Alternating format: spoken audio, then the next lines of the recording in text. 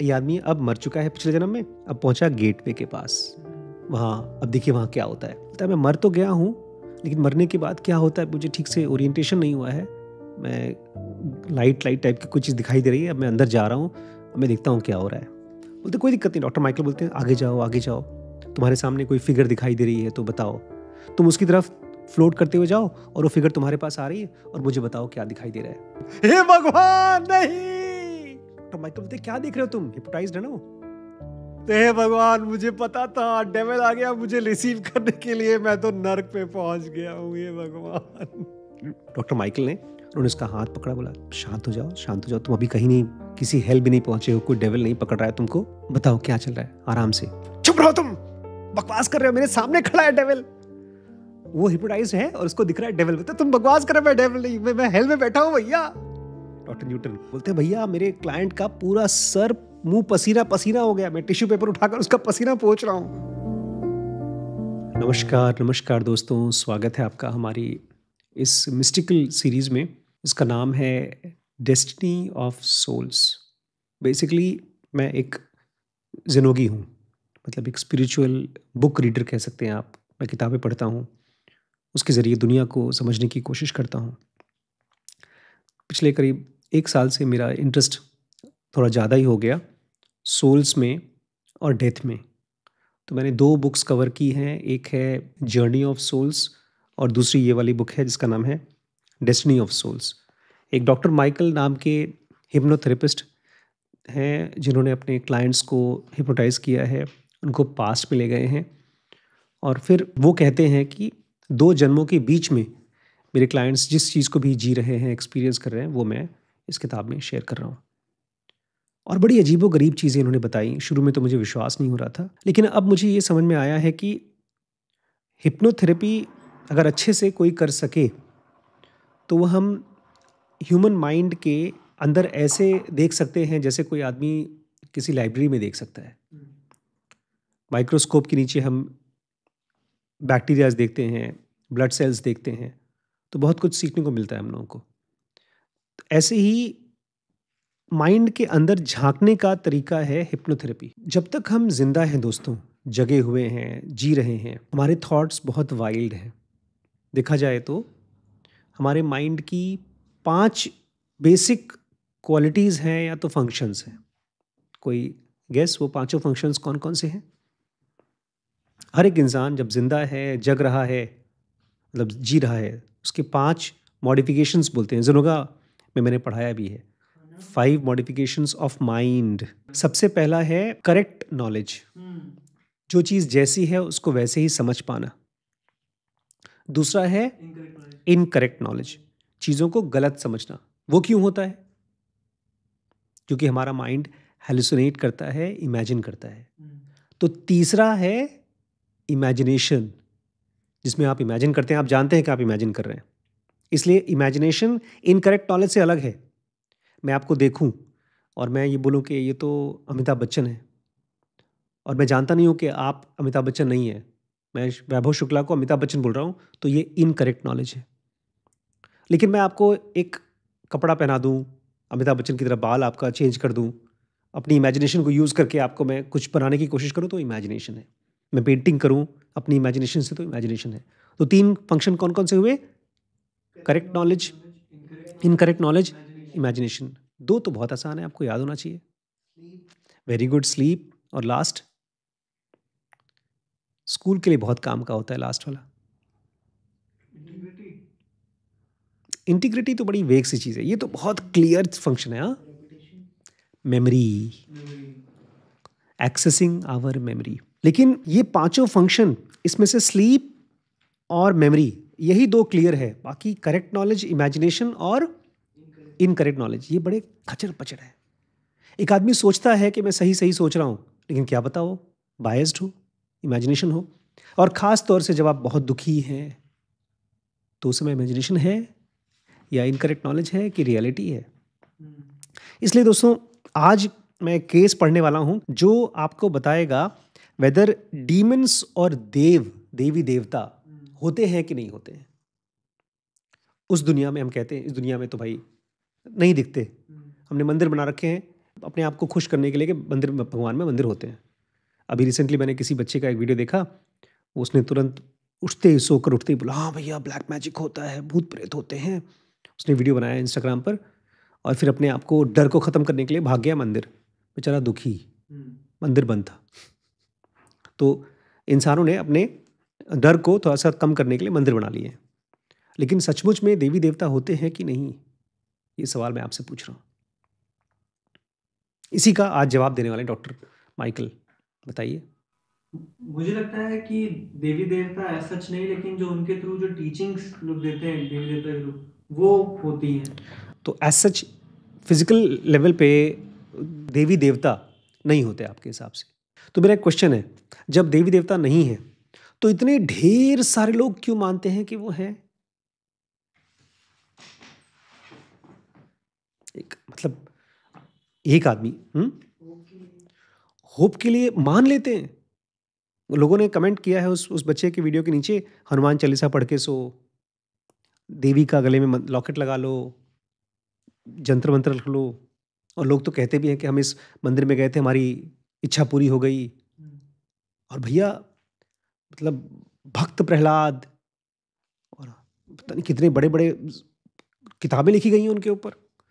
तो देवी और देवता अगर नहीं, चलिए ठीक है, आप लोग का जो मानना है वो मैं उसके साथ अग्री करता हूँ कि नहीं होते, तो इतने ढेर सारे लोग क्यों उसके चक्कर में फंस जाते हैं? मुझे लगता है कि उसके थ्रू जो उन्हें सेंस ऑफ सिक्योरिटी मिलती है उसी के ही वो एडिक्टेड हैं। और जो चीज़ होनी है वो तो होएगी ही होएगी। अगर मान लीजिए मैं एक भगवान की पूजा करता हूँ, बोलता हूँ कि मुझे एग्जाम में पास करा दें, और मैं पास अगर हो जाता हूँ तो मेरा और प्यार बढ़ जाएगा उन भगवान के लिए। चाहे मैं अगर पास नॉर्मली भी हो जाता, लेकिन उसके थ्रू हम लोग को एक होप मिलती है, एक सिक्योरिटी मिलती है, तो इसलिए हम लोग पकड़ के रखते हैं कि इसका रीज़न मैंने अपने आप को ये दिया है, misplaced configuration of our mind. मैंने बताया 5 फंक्शंस होते हैं, कौन-कौन से? Correct knowledge, incorrect knowledge, imagination, sleep, memory. Memory साफ-साफ हम लोग को पता है कि क्या चीज़ कब हुई, हमारे ब्रेन में स्टोर्ड है। स्लीप हम जानते हैं कैसा होता है। अब 3 चीज़ें हैं जो गड़बड़ हैं, एक दूसरे के अंदर में गड़बड़ है, मिक्स्ड हैं। करेक्ट नॉलेज, इनकरेक्ट नॉलेज और इमेजिनेशन। बहुत बार हम अपनी इमेजिनेशन को करेक्ट नॉलेज मान लेते हैं। किसी चीज़ को अगर बार-बार रिपीट किया जाए तो हमको लगने लगता है कि वो रियल है। इसलिए हिटलर जैसे लोग ये मान लेते हैं कि हमारी रेस बाकियों से ज़्यादा है, बार-बार, बल्कि वो लोग तो ये कहते हैं दूसरों को भी, आप एक बात बार-बार रिपीट करो कि हम सुपीरियर हैं, हम सुपीरियर हैं, हम सुपीरियर हैं, वो इन्फीरियर हैं, तो लोग मान लेंगे। यही कहावत है ना, झूठ को अगर 100 बार बोला जाए तो वो सच हो जाता है। और वो सच कैसे हो जाता है? एक तरह से ब्रेन की कॉन्फ़िगरेशन फिक्स्ड हो जाती है।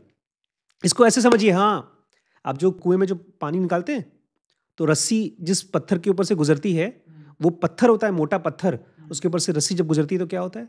घिस जाता है। गड्ढा बन जाता है। तो हमारा दुनिया को समझने के लिए जो बारीक नज़र है, करेक्ट नॉलेज जानने के लिए, वो मिस हो जाता है। हम उसको रिप्लेस कर देते हैं इमेजिनेशन से, बिकॉज़ इमेजिनेशन हमारे लिए आसान है। फ़िल्में देख कर के कुछ मानना, हम गए कांतारा फ़िल्म देखा, अच्छा लगा बड़ा, और जो चीज़ अच्छी लगती है वो अच्छी होगी। इतने सालों से लोग नमक खा रहे हैं, अच्छा ही होगा। सिगरेट पी रहे हैं, अच्छा ही होगा। चीनी खा रहे हैं, अच्छा ही होगा। जो चीज़ अच्छी लगती है वो सच्ची लगती है, भले वो गलत हो। तो आज की जो केस है उसमें एक आदमी है जो अपनी पूरी ज़िंदगी लोगों को यही बताता रहा है, जब ज़िंदा था पिछले जन्म में, कि भूत प्रेत होते हैं। अब वो भाई साहब मर गए, चले गए उस दुनिया में। अब देखिए क्या हुआ उनके साथ। Case number 18। इसको चालू करने से पहले एक छोटी सी बात मैं बताना चाहता हूँ। कल मैं लखनऊ से आ रहा था गाड़ी में। बड़ी मज़ेदार चीज़ हुई, बहुत अच्छी चीज़ हुई मेरे लिए। मुझे एक बहुत डीप एक्सपीरियंस आया, स्पिरिचुअल एक्सपीरियंस। हमारी गाड़ी का जो रेडियो है ना, जिसमें गाना वाना चलता है, गाना, फ़ोन का गाना सब चलता है, तो उसमें मैंने रेडियो दबा दिया था। और जैसे लखनऊ पहुँचे तो रेडियो पता नहीं कहाँ से संस्कृत चैनल पकड़ लिया उसने। तो संस्कृत में न्यूज़ आ रहा था। चलो, फिर बड़ी मम्मी ने कहा कि उसको बंद करो। बंद कर रहा हूँ, बंद ही नहीं हो रहा है, बंद ही नहीं हो रहा है, बंद ही नहीं हो रहा है। फिर मैंने उसका नंबर चेंज करने की कोशिश की, फ्रीक्वेंसी, तो भोजपुरी चैनल पे चला गया। और वो भी गाने नहीं चल रहे हैं, भोजपुरी के बातचीत चल रही है, का हुई भैया, कैसे हुई भैया। अब वो ठीक है, थोड़ी देर सुन लिया, फिर 5 मिनट हो गया, 10 मिनट हो गया, पक पक पक पक पक पक, सुनना नहीं है, फिर भी चल रहा है, बंद ही नहीं हो रहा है रेडियो। मैं ऑफ कर रहा हूँ, कोई बटन से टच ही, तो बंद ही नहीं हो रहा है, बार बार नहीं बंद हो रहा है। और हम लोग दोनों परेशान हो रहे हैं, हम लोग बोल रहे हैं यार अगर हम तो फिर भी झेल ले रहे हैं, बच्चे होते तो और परेशान हो जाते। फिर हमने क्या किया, गाड़ी एक जगह रोक दी, खड़ी करके पूरा गाड़ी बंद कर दिया, फिर भी नहीं बंद हुआ। गाड़ी ऑफ होने के बाद गाड़ी ऑफ होने के बाद भी बंद नहीं हुआ, चलता ही रहा, चलता ही रहा। बड़ी मम्मी हंसने लगी, बोलती है क्या गाड़ी लेकर आए हो तुम। फिर मैंने, जब उन्होंने गिव अप कर दिया, तो मैंने चुपके से अपना यूट्यूब खोला कि सफारी का वो इंफोटेनमेंट बोलते हैं उसको, कैसे चेक करें, उसमें कुछ गड़बड़ी है। 3-4 वीडियो देखने के बाद समझ में आया कि उसमें 2 बटन होती हैं, उनको दोनों को एक साथ दबाएंगे साइड साइड से, तो रीसेट हो जाता है। तो रीसेट हुआ, तब जाके जान में जान आई। लेकिन इसमें स्पिरिचुअल एक्सपीरियंस क्या है वो सुनिए। ये तो जाते समय हुआ। आते समय जब हम वापस आ रहे थे तो बड़ी मम्मी ने गाने लगाए। उसमें एक गाना,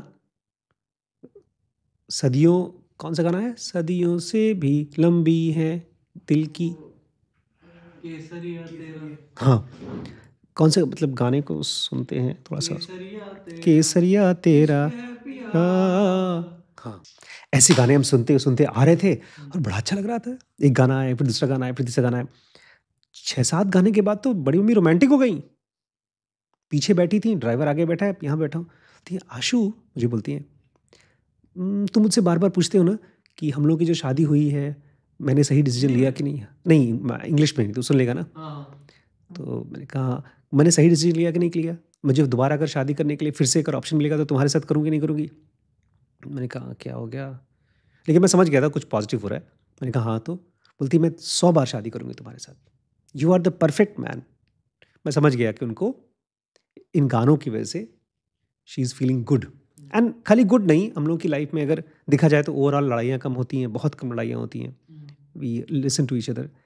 बट मुझे जो स्पिरिचुअल एक्सपीरियंस आया वो ये आया कि ये जो दुनिया है, ये पूरी दुनिया एक स्टैटिक चीज़ है, रुकी हुई चीज़, और उसमें स्टोरीज चलती हैं। जब हम गाड़ी चलाते हैं तो गाड़ी चलती है, ऐसे ही हमारे ब्रेन में स्टोरीज चलती हैं। जब ये गाने चलते हैं तो एक तरह की स्टोरी चलती है, केसरिया तेरा, इश्क है तेरा, जो भी गाना चलता है, कोई भी गाना चलता है, अभी न जाओ छोड़ कर, तो अचानक से हम एक स्टोरी को जी रहे हैं जहाँ पर एक हीरो है, हीरोइन है, दोनों एक दूसरे को बहुत प्यार कर रहे हैं, तेरे बिना मैं जी नहीं सकता, and suddenly you start living that story.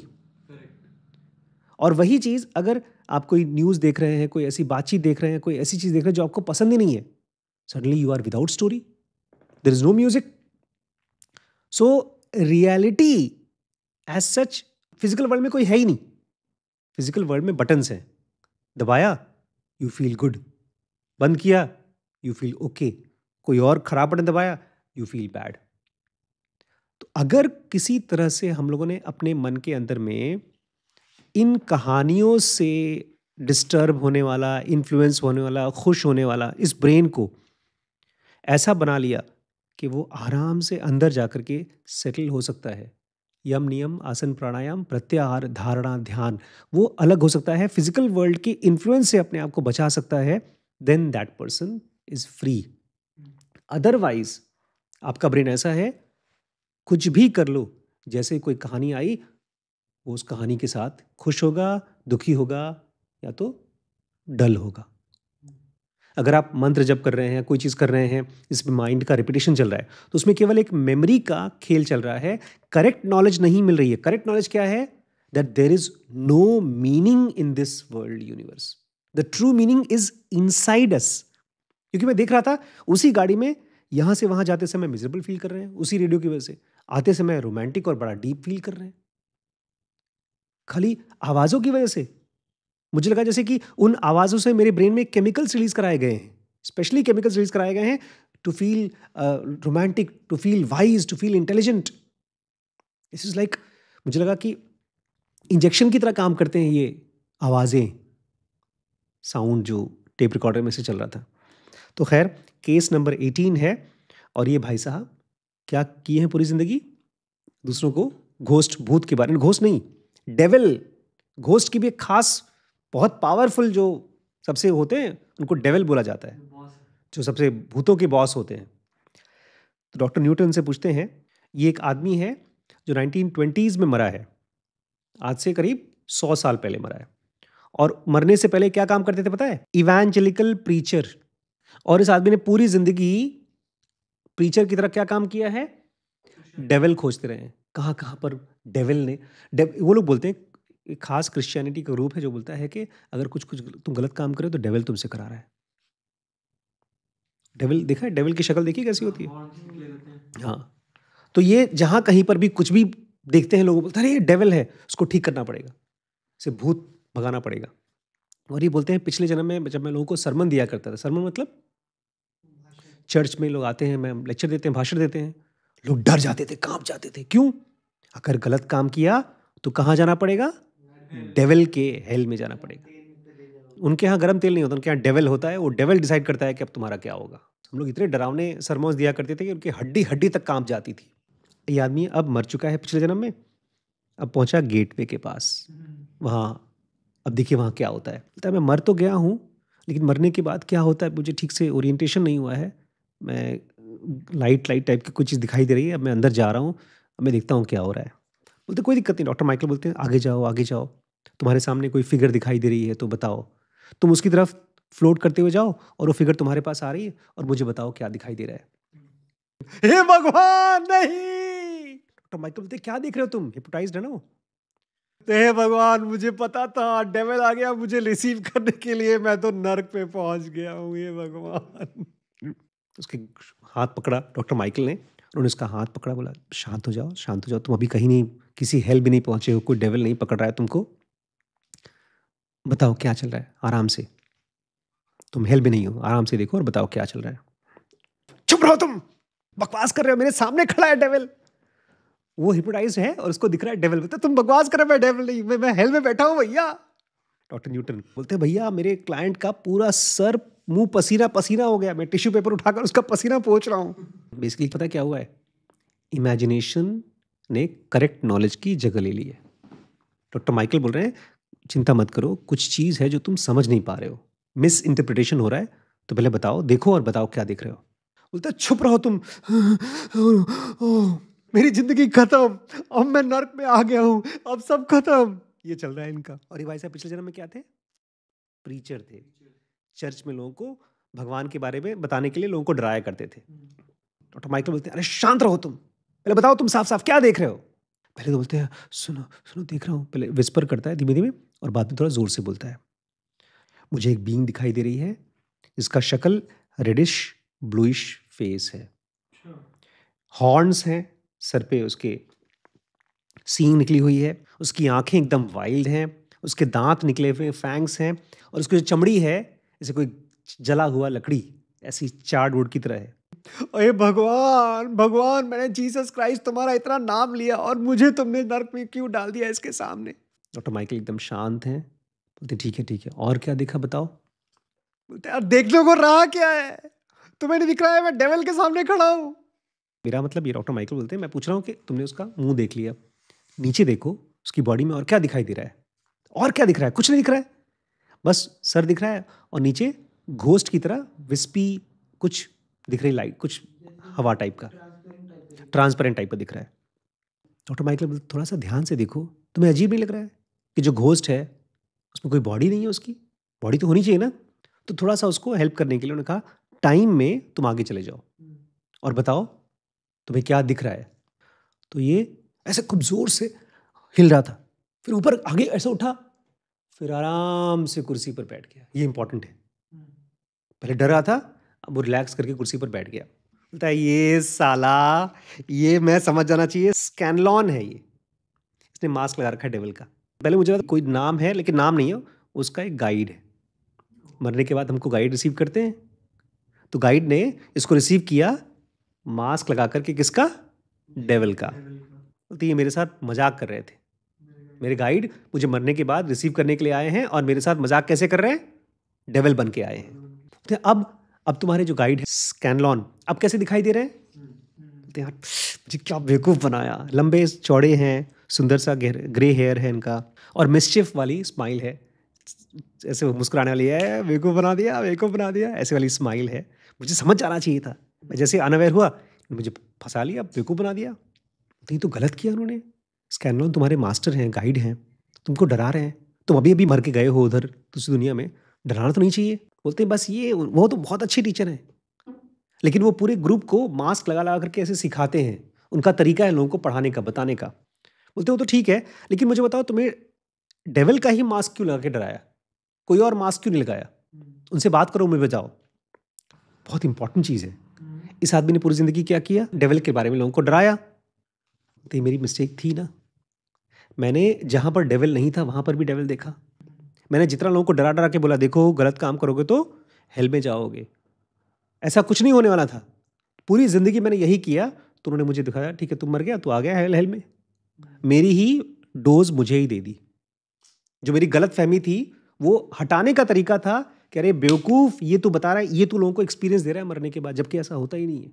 समझ में आ गया मेरे को मैंने क्या मिस्टेक किया था। अब मान लीजिए कोई काम कर रहे हैं, बार-बार गलत कर रहे हैं, बार-बार गलत कर रहे हैं। मैं आपको समझा रहा हूँ, समझा रहा हूँ, समझा रहा हूँ। अभी रिसेंटली मैंने एक वीडियो देखा जिसमें ऊपर लिखा था, एवरी बहू deserves father in law like this.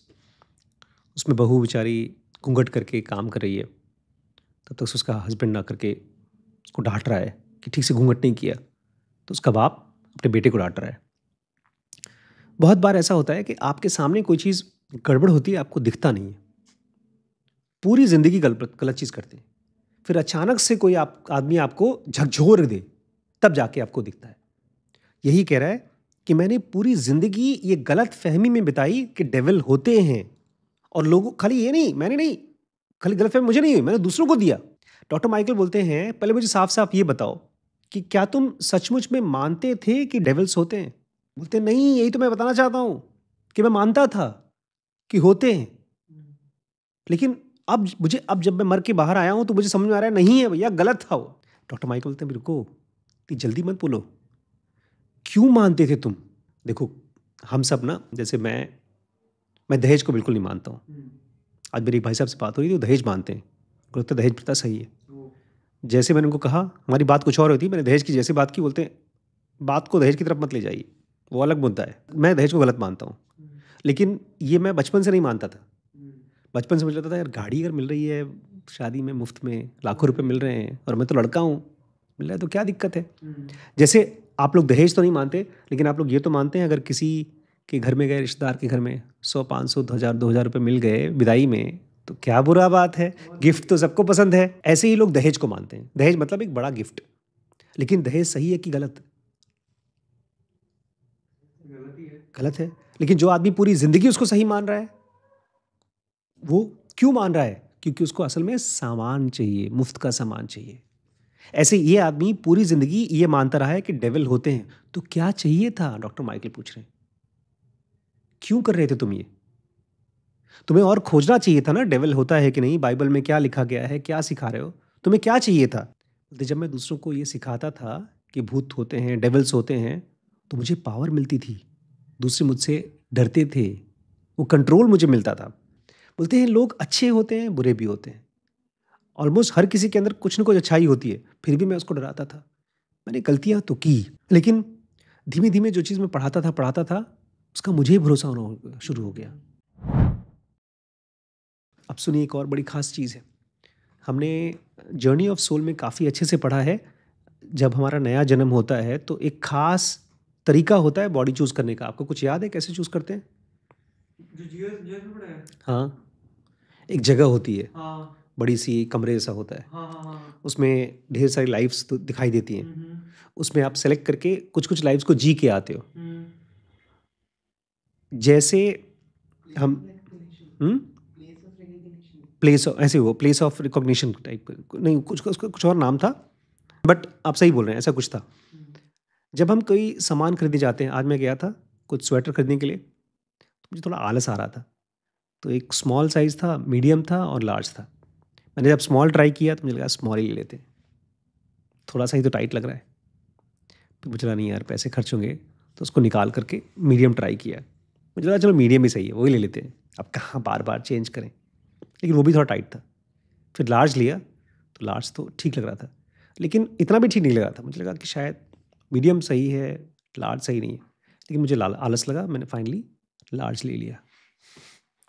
मुझे ये दिखाई दे रहा है कि भाई कपड़े नापना, कपड़े पहन पहन के चेंज करना, ये भी काम है। और जब जहाँ कहीं काम है वहाँ पर क्या है, पॉसिबिलिटी ऑफ एरर। एरर।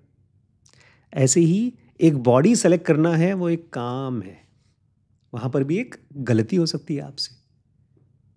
तो ये कह रहे हैं कि हाँ, जब मैं बॉडी चूज़ कर रहा था ये जन्म लेने के लिए, मुझसे गलती हो गई। जैसे कपड़े होते हैं ना, ऐसे ही बॉडीज़ भी होती हैं।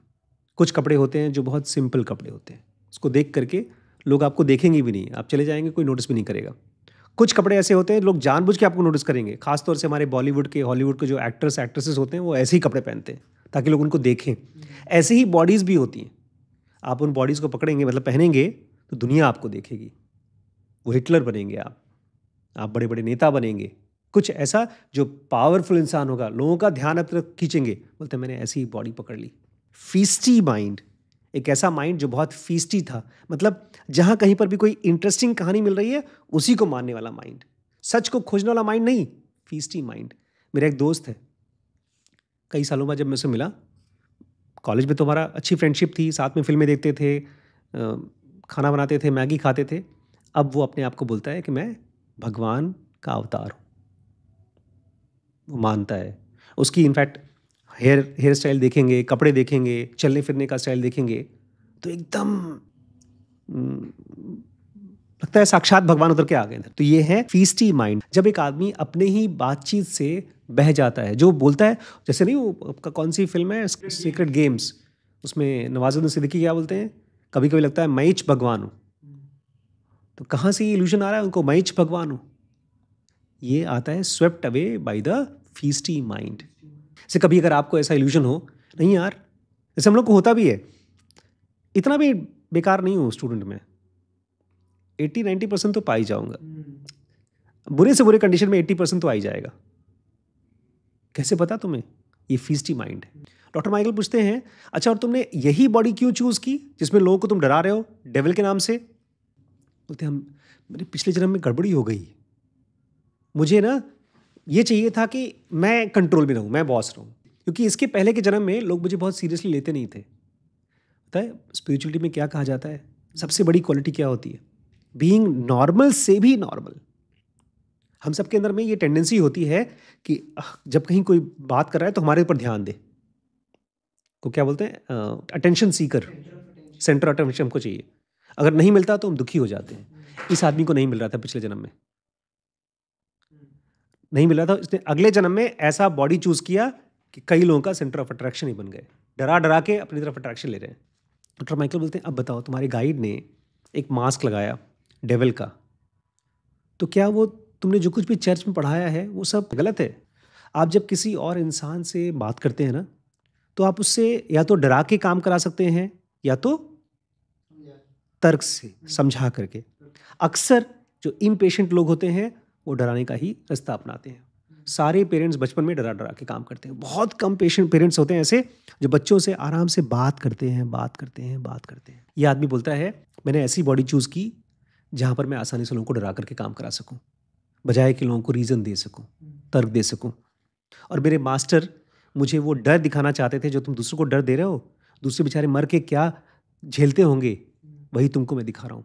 पूरी ज़िंदगी तुम यही चीज़ लोगों को बताते रहे हो, डर बेचा है तुमने। डॉक्टर माइकल बोलते हैं अच्छा ठीक है, अब आराम से शांत होकर के कुछ टाइम अब आगे जाओ, आगे जाओ, अब थोड़ा सा ग्रुप में जाओ जहाँ पर तुम्हारे साथ कुछ और लोग हैं, तुम्हारा क्लस्टर ग्रुप बोलते हैं उसको, वो सोल्स जिनके साथ आप पैदा होते हैं, वहाँ जाओ और बताओ वहाँ क्या दिखाई दे रहा है। बोलता अरे तो बड़ी सुंदर जगह है, यहाँ पर तो एक मुझे वाइट सॉफ्ट ग्लोइंग एंजल दिखाई दे रही है। एंजल कौन है? देवता, देवी देवता होते थे, क्रिश्चियंस में उसको एंजल बोलते हैं। उसको जब देखा, थोड़ी देर देखा, बोलते अरे यार फिर से बेवकूफ़ बेवकूफ़ बनाया मेरे को। बोलते हो गया बस, मेरे साथ मजाक मत करो तुम लोग। इनके दोस्त हैं, कोई एंजल बन के डरा रहा है, कोई गाइड इनको डेविल बन के डरा रहा है, क्योंकि इस चीज़ को तुम यहाँ जिंदगी भर मान के बैठे हो। बोलते हैं एंजल है कौन? डॉक्टर माइकल पूछते हैं, अरे कोई नहीं, मेरी दोस्त है डायन। डायन और वो पूरी ज़िंदगी मेरी यहाँ अच्छी फ्रेंड थी, मरने के बाद भी वहाँ फ्रेंड है। और वो मास्क लगा करके मेरे को एंजल बनी, अब उसके बाद हंस रही है और मुझे हग कर रही है।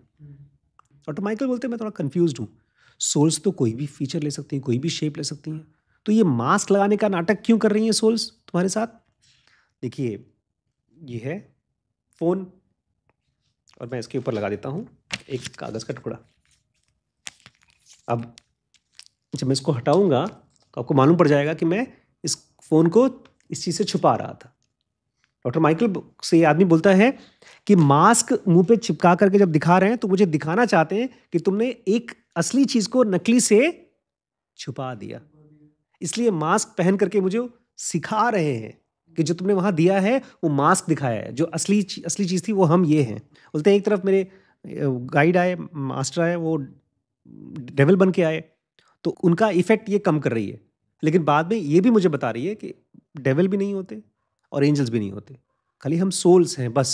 और माइकल बोलते हैं ये डायन जो तुम्हारी फ्रेंड है ये किस टाइप की लड़की है? बोलती है बहुत हंसी मजाक करती है, खाली एक ही दिक्कत है, इन सबको पता है कि मैं बहुत सीरियस हो जाता हूँ चीज़ों को लेकर के, मुझे पसंद नहीं है, मतलब ये चीज़ मेरी कमज़ोरी है, इसलिए ये लोग मुझे चिढ़ा रहे हैं।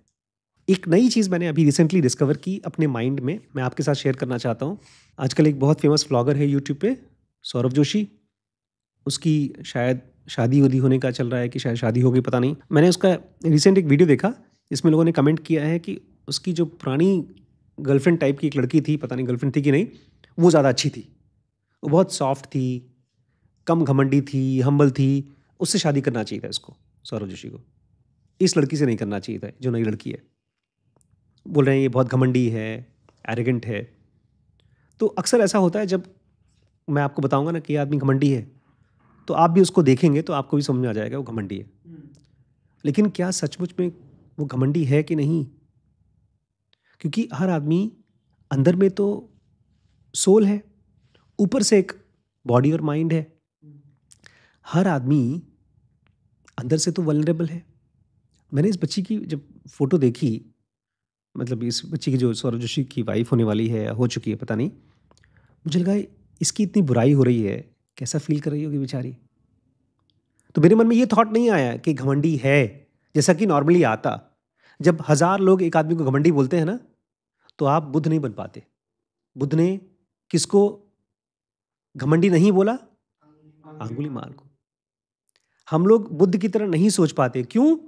क्योंकि हम अक्सर मास्क को देखने का मतलब जो दिख रहा है उसको तुरंत रिस्पॉन्ड करते हैं और अपने रिस्पॉन्स को पकड़ नहीं पाते। तो जब आप सच को खोजेंगे, 5 मॉडिफिकेशंस है माइंड के, कौन-कौन से? Correct knowledge, incorrect knowledge, memory, imagination, sleep. जब आप करेक्ट नॉलेज खोजेंगे, तो ही आप फ्री होंगे। तो सोल है कि नहीं, डेथ है कि नहीं, ये हिप्नोटिज्म बहुत अच्छा तरीका है हमारे सटल फॉर्म को जानने का। लेकिन हम रोज़ इसको जीते भी हैं। जब हम सोते हैं तो सेल्फ हिप्नोसिस में जाते हैं, जगते हैं, फिर हमको लगता है अरे यार जो देखा था वो क्या था? आस्क योरसेल्फ कि मैं क्या हूँ? मैं आज बड़ा अजीब चीज़ महसूस की। मैं गया था शॉप में एक स्वेटर ट्राई करने के लिए।